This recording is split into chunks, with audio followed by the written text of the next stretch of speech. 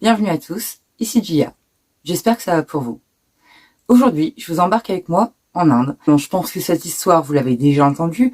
Pour ma part, je tiens quand même à couvrir cette histoire parce que je la trouve complètement ahurissante et que j'ai décidé de vous la gérer autrement que ce que j'ai vu jusqu'à présent. Jusqu'à présent, j'ai vu un condensé, entre guillemets, qui expliquait ce qui s'était passé. Moi, ce que j'ai fait, c'est que je vous ai fait une frise chronologique. Donc, on va partir de la naissance du petit bout et on va arriver au moment de son arrestation. Donc on va voir un peu par quelle phase il est passé, par quelle phase sont passées sa famille. Je pense que comme beaucoup d'entre nous, vous avez peur des serial killers. Et ce petit bout de chou là, est-ce qu'il vous fait peur? Il est pas trop mignon avec sa petite bouille? Il a l'âge d'être au CP, honnêtement. On se méfierait pas d'un gamin aussi petit quoi. Et pourtant, c'est bien de lui qu'on va parler. C'est lui le serial killer. C'est lui aussi le plus jeune de tous les tueurs en série au monde à l'heure actuelle et connu. Parce que, comme vous allez le voir, des histoires peuvent être cachées et si ce garçon-là n'avait pas tué la dernière victime qu'il a tuée, il serait jamais fait prendre. Donc concrètement, on peut imaginer qu'il y a peut-être d'autres tueurs en série ou d'autres tout simplement tueurs qui n'ont jamais été découverts. Comme d'ailleurs en France ou alors en Angleterre. Enfin, je veux dire, on pourrait faire la liste de tous les pays. Concrètement, ça fait froid dans le dos, mais la réalité est là. Il doit y avoir des centaines de tueurs, peut-être même des milliers de tueurs qui se sont jamais fait choper. Voilà. Coup de bol pour nous, ce petit bout de chou s'est fait attraper. Donc si vous êtes prêts, penchons-nous ensemble sur l'histoire de Amarjit Sada.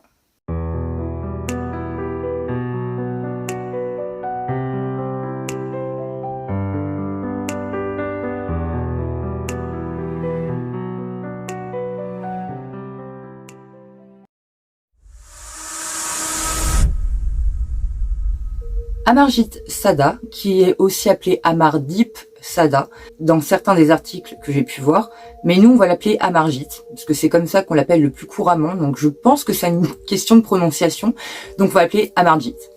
Amarjit Sada est né en 1998 dans la ville de Bughazai, en Inde. Il vivra avec deux parents, un père et une mère, une maman qui travaillera au foyer toute sa vie, est-ce qu'on en sait, et un papa qui travaillait entre autres dans les champs. Sa famille étant extrêmement pauvre, le petit Amarjit va se mettre à travailler très vite, histoire de pouvoir amener un peu de beurre dans les épinards pour qu'ils puissent manger. Car en réalité, ils sont tellement pauvres qu'ils ne mangent même pas 2 fois par jour. Malheureusement, dans beaucoup de pays, c'est courant, et c'est malheureusement le cas de la famille d'Amarjit.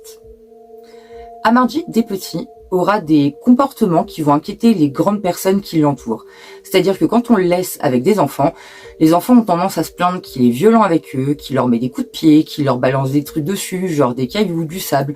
Voilà, les parents ont toujours eu tendance à surveiller les enfants qui traînaient autour d'Amarjit, justement parce qu'il avait un comportement assez violent. En soi, c'est un truc qui est assez courant malheureusement quand on est petit. Il y a des enfants qui ne se contrôlent pas. Personnellement, j'ai travaillé en maternelle. Je peux vous dire que des petits monstres qui tapent sur d'autres enfants, j'en ai vu plein. Mais ça fait pas d'eux des futurs tueurs ou alors encore moins des futurs tueurs en série. C'est des phases de l'enfance qui normalement passent avec l'âge. Et malheureusement, ce ne sera pas le cas, comme vous le verrez, pour Amarjit. Aux 6 ans d'Amarjit, une bonne nouvelle viendra pour la famille Sada. Son père et sa mère viennent d'apprendre qu'ils attendent un nouvel enfant, une petite sœur pour Amarjit. Donc forcément, ils sont tous les deux ravis. Malheureusement, apparemment, ce ne sera pas le cas d'Amarjit. Dans le même laps de temps, son père trouvera un emploi de laboureur dans la ville de Musahari, là où déjà habitait son frère, donc l'oncle d'Amarjit. Donc forcément, avec un emploi mieux rémunéré, plus stable, la famille sera mieux lotie, aura de meilleures conditions de vie, il déménage dans cette ville.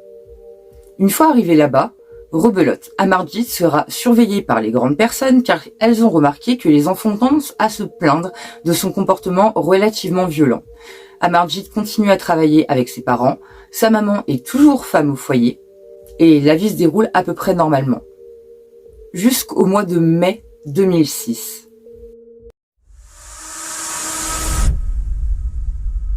À ce moment-là, sa maman est enceinte de 6 mois. Alors, est-ce que c'est le ventre arrondi de sa maman qui le rend jaloux parce qu'il a conscience qu'un nouvel enfant va arriver dans la famille? Est-ce que c'est le déménagement qui l'a perturbé parce qu'il a quitté sa ville de naissance pour aller dans une ville qu'il ne connaît pas on ne saura jamais réellement.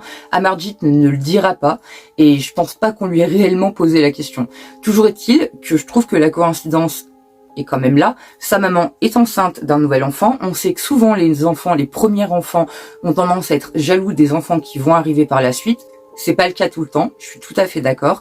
Mais on peut se dire que dans le cas d'Amarjit, il y a dû y avoir un déclencheur, forcément. Pour qu'il se mette à faire des choses aussi graves, il y a dû y avoir un déclencheur, à un moment.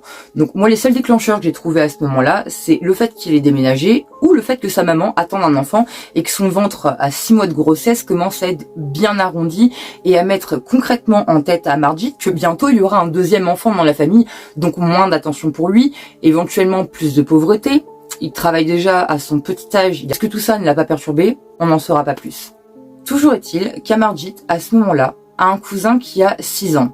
Amarjit, lui, vient juste d'en avoir 7. Et son cousin est né en l'an 2000. Donc il a seulement 1 an de moins qu'Amarjit. De ce que j'en ai trouvé, et ça c'est pas une source sûre, mais ce petit garçon s'appelait Azuri. Donc c'est le nom qu'on va lui donner. Je trouve que c'est un prénom plutôt sympa dans tous les cas. Donc même si c'est pas le vrai prénom et que les infos étaient mauvaises, on va l'appeler Azuri. Azuri était donc le cousin d'Amarjit, le fils de son oncle paternel. Ce jour-là, les deux petits bouts étaient à la maison, les papas étaient au champ comme à l'habitude à travailler, et les mamans étaient en train de s'occuper de la maison. Donc la maman d'Amarjit et la maman d'Azuri étaient sur place en train de s'occuper de la maison. À un moment, elles ont quitté le domicile familial pour aller faire une tâche ménagère. Et Amarjit en a profité pour emmener Azuri sous un faux prétexte dans un champ qui se situait pas loin de la maison. Arrivé dans ce champ, il va attaquer son cousin, il va commencer à l'étrangler et voyant que c'est relativement compliqué, il va prendre une brique et malheureusement, il va frapper au visage le pauvre Azuri avec cette brique et il visera bien le visage. Ça, c'est quelque chose qu'il dira plus tard et il va vraiment, je suis désolée du terme, mais il va lui démolir le visage. On aura vraiment du mal à le reconnaître parce que vous imaginez les dégâts d'une brique sur la tête d'un enfant de 6 ans. Cet enfant était méconnaissable après ça. Après ça, il va creuser un petit trou peu profond, recouvrir son cousin de terre avec un peu de feuilles et il va rentrer chez lui. Et vous verrez que ce sera à peu près toujours le même mode opératoire. Donc pour un enfant qui a là, à l'heure actuelle, 7 ans, il a déjà un mode opératoire. C'est-à-dire qu'il emmène ses victimes hors de la vue des adultes. Il leur fait du mal à peu près toujours de la même façon et il les enterre à peu près toujours de la même façon. Donc là, Amarjit va rentrer chez lui. Et à un moment donné, les parents du petit Azuri et même sa maman à lui vont se demander où est passé le gamin. Ils se disent, il y avait 2 gamins, il y avait mon fils et son cousin, et là, il y a plus le petit. Où est le petit? Donc, ils vont demander à Amarjit. Et Amarjit va tout simplement leur répondre la vérité, c'est-à-dire, mon cousin est dans le champ là-bas, je viens de le frapper au visage avec une pierre, il est allongé et je l'ai enterré, il est mort. Donc vous imaginez un petit bout de 7 ans qui annonce ça à une famille, je trouve à sa propre famille. Il vient d'annoncer, je veux dire tranquillement, qu'il vient de tuer son cousin de 6 ans. Donc là, les parents un peu estomaqués, ils croyaient pas trop au début, sous le choc, ils se disent bon, c'est peut-être une bêtise d'enfant, mais le petit va bien. Il demande à Amarjit de le conduire jusqu'à là où se trouve Azuri et malheureusement, ils vont très vite se rendre compte que ce n'est absolument pas faux. Azuri est bien décédé, il a bien été frappé au visage par une brique, il a des traces de strangulation, on voit qu'il a essayé d'être étranglé, il a des marques autour du cou. Le petit est mort, le petit est décédé, on peut plus rien faire pour lui. Du coup, une grande réunion de famille se tient, une fois qu'on a pris le corps d'Azuri pour le ramener à la maison pour voir ensuite ce qu'on va faire avec les enterrements, le petit Amarjit qui est toujours là. Qu'est-ce qu'on fait de tout ça? Donc du coup, la famille décide de se réunir pour en parler. Le papa d'Amarjit s'appelle Nandal Sada. Et son frère, qui est donc le père de la petite victime, et lui, vont discuter. Et entre hommes, ils vont décider que c'est une histoire de famille. Et ils vont cacher tout ça aux yeux de la police. C'est-à-dire qu'il ne s'est rien passé et personne ne saura rien. Ils vont cacher ça aux villageois, à la police. Ils ne vont pas dénoncer Amarjit parce qu'ils se rendent bien compte que là, il risque la prison quand même. Ou alors d'être au moins envoyé dans un asile psychiatrique ou dans un endroit où on s'occupe des enfants délinquants. Mais toujours est-il qu'il va être enlevé à sa famille pour être placé ailleurs. Donc du coup, la famille décide de se taire, de garder tout ça pour eux. Comme je vous l'ai dit, c'est une histoire de famille. famille dans leur tête. Ils enterrent le corps d'Azuri et décident de dire aux villageois qui se posent des questions, parce que forcément, les gens se posent des questions. Ils ont l'habitude de voir le petit Azuri dans le village et du jour au lendemain, ils le voient plus. Donc quand ils vont demander à la famille Sada ce qui s'est passé avec le petit Azuri, la famille va leur dire qu'il est parti chez un parent dans une grande ville afin de pouvoir mener une meilleure vie et d'avoir des études plus facilement. Les villageois se questionnent un peu, mais croient la famille. Après tout, c'est quelque chose qui arrive relativement souvent. On est dans un endroit plutôt fermier où on travaille la terre en fait concrètement. Si les parents ont une chance de pouvoir prendre leur enfant et l'envoyer dans une ville où il pourra avoir des études et être loin d'un endroit où il est obligé de travailler pour pouvoir manger, ils le font. Donc les villageois ne se posent pas de questions. Ce qui a fait aussi que cette décision a été prise, c'est que la maman d'Amarjit, à ce moment-là, comme je vous l'ai dit, est enceinte entre 6 et 7 mois. Elle accouche dans 2 mois. Donc vous imaginez un peu le stress pour une maman qui est enceinte de se dire que son enfant, son fils, va être enlevé parce qu'il a tué son cousin. Le papa du petit Azuri et le papa d'Amarjit ont pas voulu faire ça à la maman d'Amarjit, donc ils ont géré ça en interne. Et donc, 2 mois plus tard, en juillet 2006, la petite sœur d'Amarjit verra le jour. Forcément, les parents d'Amarjit sont aux anges. Ils avaient un fils, maintenant ils ont une fille. Le tableau est complet, une petite famille parfaite. Le papa a un meilleur emploi. Ils sont dans une ville qui leur plaise. Ils ont des voisins qui leur convient. La maman travaille toujours au foyer. Mis à part ce que Amarjit vient faire et qu'ils espèrent qui est loin derrière eux maintenant et que c'était un accident, on va dire, tout roule pour eux.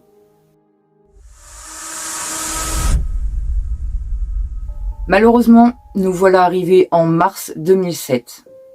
La petite sœur d'Amarjit vient d'avoir 8 mois. Et Amarjit a pas l'air d'être si ravi que ça d'être grand frère. Sinon, il n'aurait pas fait ce qu'il va faire maintenant. Le petit Amarjit va reproduire la même chose qu'avec son cousin et attendre que sa maman quitte le domicile pour une tâche ménagère pendant que sa petite sœur dormait dans le landau dans le salon.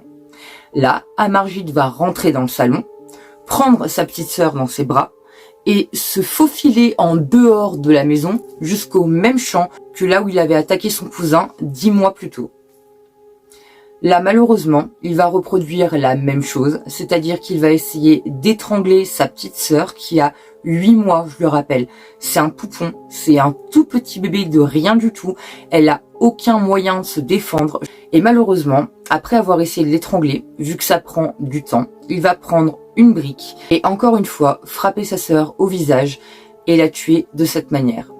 Après ça, il va reproduire la même chose qu'avec Azuri.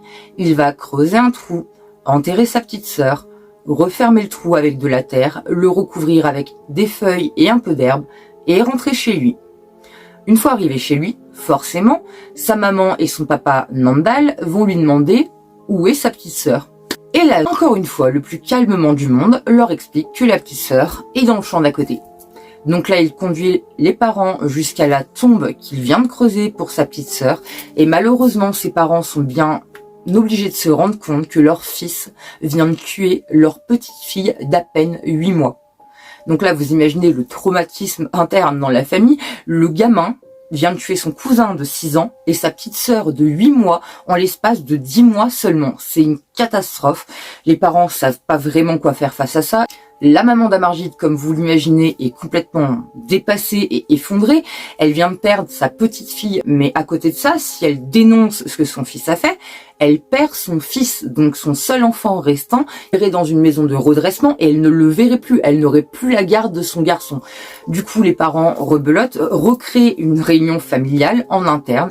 Les hommes vont parler entre eux. Malheureusement, la maman d'Amarjit est vraiment effondrée, donc elle participera pas à la réunion de ce que j'en ai trouvé. C'est les hommes qui vont décider de ce qui va arriver à Amarjit. Et encore une fois, ils vont décider que c'est une histoire de famille. Ils vont décider de garder ça sous couvert des policiers. Ils ne veulent pas que la justice soit au courant, donc ils décident de passer ça sous silence et de cacher la disparition de la petite. Forcément, vous vous en doutez bien, les villageois vont bien découvrir que la la fillette n'est plus là. Je veux dire, la maman se promenait souvent avec son enfant. Là-bas, vous verrez, c'est un petit village, donc ils ont des habitudes en plus avec leurs enfants, avec leurs nourrissons. Voilà, il y a un moment, les villageois, ils vont bien se rendre compte de quelque chose. Mais, entre guillemets, coup de bol pour les parents d'Amarjit, en fait, ce qui se passe, c'est que c'est une région extrêmement pauvre, la médecine n'est pas très développée, et en l'occurrence, la mort subite du nourrisson, ça arrive dans tous les pays. Alors imaginez bien que dans un endroit où on peut pas vraiment surveiller la santé de l'enfant, ça arrive assez fréquemment. Donc du coup, les villageois ne vont pas trop poser de questions aux parents d'Amarjit en se disant que c'est la mort subite du nourrisson qui a emporté la petite. Voilà. Du coup, les parents d'Amarjit n'ont pas trop à s'expliquer. Malgré tout, il y a quand même des villageois qui vont commencer à se poser des questions et qui vont garder un œil sur le petit Amarjit. Parce qu'ils ont bien remarqué son comportement assez agressif avec d'autres enfants. Il y a 2 enfants qui viennent de disparaître au sein de sa famille. Ça leur laisse des doutes. Donc ils vont quand même surveiller ce petit bout de chou de loin, mais ils vont le garder à l'œil. On est maintenant le 30 mai 2007. Autrement dit, seulement 2 mois après la mort de la petite sœur d'Amarjit, du moins le meurtre de la petite sœur d'Amarjit. Ce jour-là, Chun Devi, qui est une femme du village, est en train de faire ses corvées quotidiennes et la maman a laissé son enfant, une petite fille de 6 mois qui s'appelle Khushbu, dans l'école de la ville. Tout simplement parce que c'est ce que toutes les mamans du village font quand elles vont travailler ou quand elles ont des tâches ménagères à effectuer chez elles. Elles ont pour habitude de laisser leur enfant en sécurité à l'école de la ville. Comme ça, toutes les mamans surveillent un peu les bouts de choune, il y a toujours quelqu'un qui fait un aller-retour. Voilà, laisser un enfant endormi dans une école, en soi, en sachant que le village est tout petit, c'est pas censé risquer grand-chose. Et malheureusement, c'est à ce moment-là qu'Amarjit va voir la petite Khushbu endormie toute seule dans l'école municipale, va s'en saisir discrètement, va partir de l'école, aller dans le même champ qu'à son habitude et malheureusement reproduire encore une fois ce qu'il a fait auparavant à son cousin et à sa petite sœur. C'est-à-dire qu'il va essayer d'étrangler la petite Khushbu. Mais, et ça il le dira plus tard aux enquêteurs, c'était pas assez drôle. Donc au lieu de l'étrangler, il a décidé d'elle aussi la frapper avec des briques jusqu'à ce qu'elle arrête de pleurer. Après ça, il va creuser un trou, la mettre dedans, la recouvrir de terre, la recouvrir d'herbe et de feuilles et rentrer au village. Il va passer inaperçu, personne n'aura l'impression que Amarjit à ce moment-là est suspect ou quoi que ce soit. Je veux dire, il va pouvoir rentrer chez lui sans aucun problème, quoi. Personne n'a rien vu. Quelques temps plus tard, donc assez rapidement, je veux dire dans l'heure qui suit, Chun Devi, donc la maman de Khushbu, va retourner à l'école afin de voir si sa petite fille va bien. Elle a que 6 mois, on peut pas la laisser trop longtemps. Elle a fini une partie de ses tâches ménagères, donc elle est revenue à l'école pour vérifier que sa poupette aille bien, quoi. Et malheureusement, quand elle va rentrer dans l'école, elle va découvrir le berceau de Khushbu qui a seulement 6 mois, totalement vide. Donc là, vous imaginez la panique totale dans la tête de la maman. Elle se demande où peut bien être son enfant. Vraiment, elle est inquiète. Un enfant de 6 mois, ça s'évapore pas comme ça part pas tout seul avec ses petits bras et ses petites jambes, ça rampe pas encore, hein. Donc du coup, elle est en panique totale, elle se demande bien où est passée sa fille. Elle commence à faire énormément de bruit. Donc forcément, il y a des villageois qui vont venir et qui vont se demander ce qui se passe. Ils vont commencer à aider Chun à chercher sa fille Khushbu. Mais il y a un des villageois qui va dire à Chun, tu sais, moi je serai toi, j'irai voir le petit Amarjit. Chun lui dit, mais pourquoi tu me dis ça? Et là, le villageois lui dit, parce que sérieusement, ce petit gars, faut s'en méfier. Moi je serai toi, j'irai le voir. J'ai déjà des soupçons, je me demande s'il a déjà pas fait du mal à sa petite sœur et à son cousin. Donc là, Chun elle y croit pas trop, mais elle va voir le petit bout de Chun, donc Amarjit, qui je le rappelle à ce moment-là a seulement 8 ans en fait, parce que entre le moment où il a tué son cousin à 7 ans et là maintenant on est en 2007, il y a 1 an qui est passé, donc le petit bout de Chun vient juste d'avoir ses 8 ans. Donc là, les villageois et Chun viennent voir Amarjit et lui demandent s'il a bien quelque chose à voir avec la disparition de la petite Khushbu. Et là, pour leur plus grand étonnement, Amarjit va leur dire que oui, mais avec le plus grand calme et limite avec un sourire en coin. Le petit n'a absolument pas honte de ce qu'il a fait, il se sent absolument pas coupable de ce qu'il a fait, à se demander même s'il comprend que c'est grave ce qu'il vient de faire. Le petit regarde les adultes en souriant et leur dit que oui, effectivement, c'est bien lui qui vient de tuer Khushbu. Donc là, les adultes sans trop y croire. Pour l'instant, ils se disent c'est un petit bout de 8 ans, quoi. Donc, ils y croient pas encore totalement. Ils demandent à Amarjit de les mener là où il aurait soi-disant enterré la petite Khushbu. Amarjit va conduire les villageois et donc Chunchun, la maman de Khushbu, jusqu'à une tombe fraîche, une toute petite tombe. Les villageois vont commencer à creuser et malheureusement, ils vont retrouver le corps de Khushbu. Elle était vraiment là. Amarjit savait où elle était enterrée. Donc du coup, c'est bien lui qui a tué la petite Khushbu. Donc là, malgré le fait qu'il soit complètement halluciné et que ce soit un petit bout de 8 ans, il n'y a pas le choix, ils vont appeler la police. Donc là, ils vont appeler le commissariat de la ville de Bhagavampur. Et c'est l'inspecteur Shatrughan Kumar qui va faire le déplacement. Quand il va recevoir l'appel et qu'on va lui annoncer qu'il y a donc eu un meurtre et que les villageois ont attrapé le meurtrier, forcément, il va se pointer en se disant on verra bien ce qui se passe sur place et ce qui m'attend. On lui a dit qu'une petite fille avait été tuée, on lui a dit qu'on avait attrapé le tueur, et on lui a aussi dit que le tueur en question avait 8 ans. L'inspecteur Kumar est un peu réticent, on lui parle d'un enfant de 8 ans qui aurait tué une petite fille de 6 mois, il y croit pas trop. Donc quand il arrive dans la ville, il écoute les villageois qui lui racontent ce qui s'est passé, mais il y croit pas. Il y croit pas jusqu'à ce qu'il aille voir Amarjit. Là, il va demander à Amarjit si ce que les villageois viennent de lui dire est vrai, et le petit va lui répondre que oui, c'est bien lui qui a tué la petite Khushbu. Donc, encore une fois, il va emmener l'inspecteur jusqu'au lieu où il a enterré la petite Khushbu, il va lui montrer l'arme du crime, donc à savoir la brique, et il va lui expliquer tout ce que je viens de vous expliquer, c'est-à-dire qu'il a pris la petite de son berceau, qu'il l'a emmenée dans le champ, qu'il a essayé de l'étrangler mais que c'était pas assez rigolo, donc il l'a attaqué avec une pierre au visage. Là, vous imaginez que l'inspecteur est complètement halluciné, mais bon, il a des aveux, donc cette fois, on peut pas y couper. Le petit Amarjit est donc emmené au commissariat pour un interrogatoire un peu plus poussé. Une fois arrivé dans la ville de Bhagavampur pour l'interrogatoire du petit Amarjit, l'inspecteur Kumar va le faire asseoir et va lui demander plus de détails sur le meurtre. Et là, Amarjit va lui dire « Je vous dirai tout ce que vous voulez savoir si vous me donnez des biscuits ».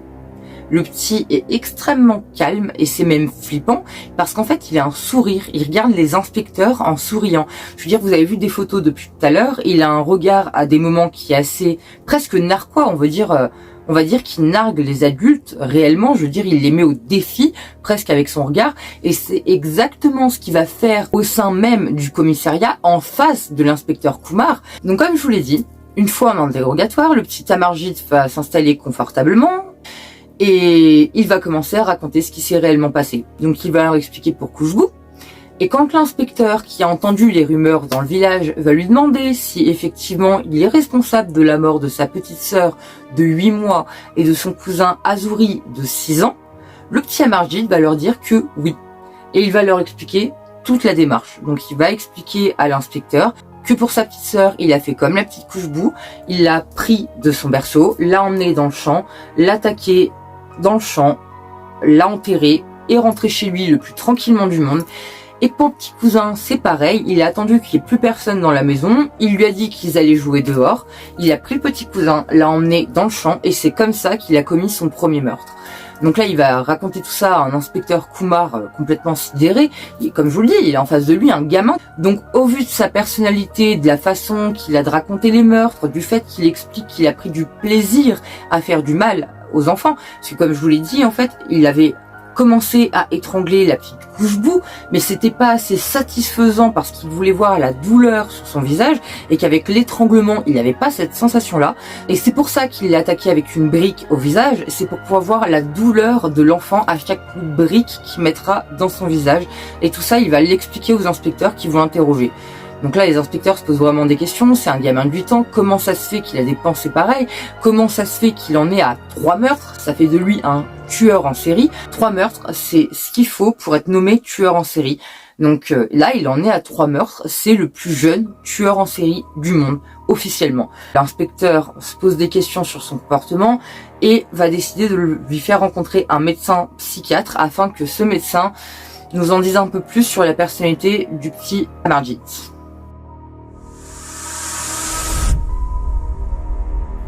Ce psychiatre, ce sera Shamshad Hussain, qui vient de la ville de Patna, donc qui est plutôt une grande ville. Il a fait des études en psychologie et en psychiatrie, donc il est tout à fait apte à juger de l'état mental du petit Amarjit, et il va donc s'atteler à la tâche. Il va commencer à avoir des discussions avec le petit Amarjit, lui demander ce qui lui est passé par la tête, pourquoi il a fait ça, comment il a fait ça, pour être sûr aussi que ce soit bien lui, qu'il n'y ait pas quelqu'un d'autre qui lui ait dit « tu diras ça aux inspecteurs » alors que c'est pas lui qui a commis le meurtre. Malheureusement, il va bien se rendre compte que c'est bien Amarjit qui a tué, et plus il va parler avec lui, plus il va se rendre compte qu'il ne fait absolument pas la différence entre le bien et le mal, et qu'en plus de ça, il prend plaisir à voir la souffrance dans les yeux de ses victimes et dans leur comportement. La souffrance, ça se voit sur le visage, les enfants se crispent, ont tendance à se mettre en boule et à se crisper. Amarjit, ça l'éclate, il adore ça. Voir la souffrance, c'est vraiment ce qui lui fait du bien, ce qui lui fait plaisir. Le psychiatre expliquera plus tard qu'en réalité, il y a un problème au cerveau, un problème chimique, qui fait que quand il fait du mal, il reçoit un signal de bien. C'est comme quand vous, par exemple, mangez du chocolat ou buvez un café. Votre cerveau va prendre de l'endorphine, donc l'hormone du plaisir, en fait, concrètement. Quand vous allez avaler votre chocolat ou quand vous allez boire votre petit café, votre cerveau va sécréter une hormone qui va vous dire c'est bon, ça fait du bien, c'était génial, j'en veux une tasse ou un morceau. Et ben là, en fait, concrètement, dans le cerveau d'Amarjit, il se passe exactement ça, mais avec la douleur. C'est-à-dire que quand il fait mal à quelqu'un, il y a une zone de son cerveau qui s'allume et qui lui dit c'était génial, j'en veux encore. Donc Amarjit a réellement un problème de santé, il est malade finalement, mais c'est pas pour autant qu'il ne sera pas jugé. Il a beau avoir 8 ans, il a beau avoir quelque chose au cerveau qui fait qu'il a vraiment du mal à distinguer le bien du mal, on peut pas laisser un enfant de 8 ans tueur en série courir les rues. Au passage, on va aussi interroger les parents d'Amarjit, donc son père Nandal, la maman dont je n'ai pas le prénom malheureusement, et son oncle, donc qui est le papa du petit cousin qu'il a tué, autrement dit le frère de son père Nandal. Donc tout ce petit monde va être interrogé, et malheureusement ils vont être bien trop obligés d'avouer qu'ils savaient que Amarjit avait fait du mal au petit Azuri de 6 ans, que Amarjit avait aussi fait du mal à la petite sœur de 8 mois, mais qu'ils ont préféré garder ça sous silence parce que pour eux c'était, comme ils le disaient, une histoire familiale, qu'il fallait qu'elle reste au sein même de leur famille sans forcément que les autorités soient au courant, parce que comme je vous l'ai dit, la maman vient de perdre déjà une petite fille, elle ne veut pas perdre son deuxième enfant. Du coup, la famille a décidé de passer ça sous silence, et pour le bien-être psychologique de la maman, et aussi pour leur réputation. Ils voulaient pas qu'on leur colle une étiquette de famille ayant un tueur dans leur famille, donc du coup, ils ont gardé ça sous silence. De ce que j'en sais, il n'y a aucun des parents ni l'oncle qui n'aura une peine pour avoir couvert le petit garçon. Je pense aussi que les policiers vont se mettre un peu à leur place, comprendre, puis de toute façon, ils ont rien fait, mis à part couvrir un tueur, et je suis pas sûre que les lois soient pareilles en Inde sur la délation. Peut-être qu'ils ont une loi comme, je crois que c'est aux États-Unis où une femme n'est pas obligée de dénoncer son mari. Allez savoir, peut-être qu'en Inde il y a la même chose. J'ai pas réussi à trouver, mais toujours est-il que les parents n'auront pas de peine de prison, même pas une amende, rien du tout. Je veux dire, ils vont être laissés libres.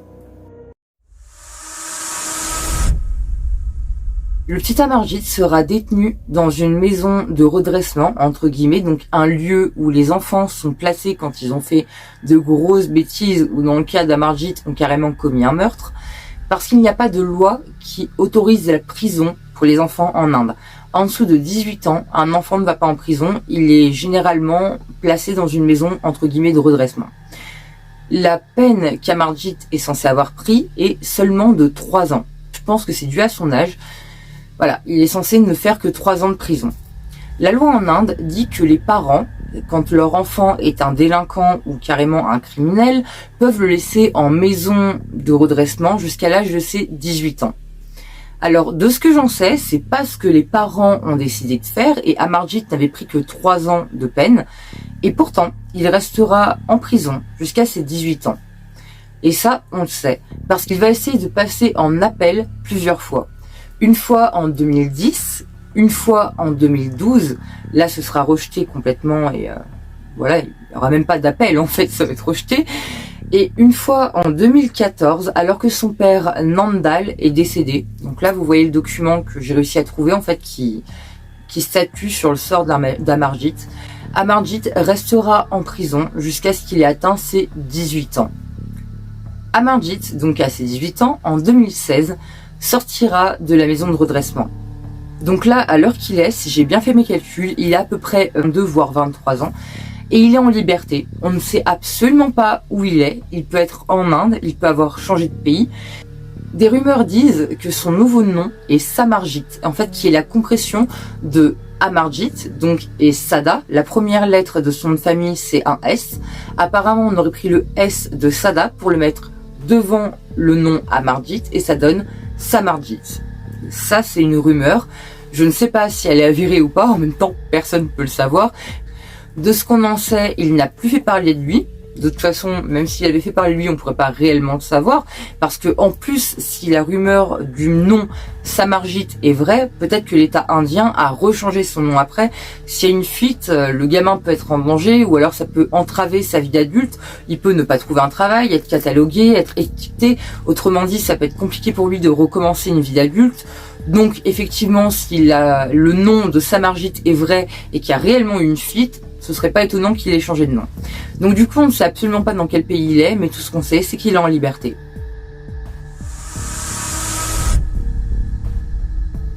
Dans ce chapitre-là, on va voir ensemble les théories qui ont été mises en avant par certaines personnes, certains inspecteurs.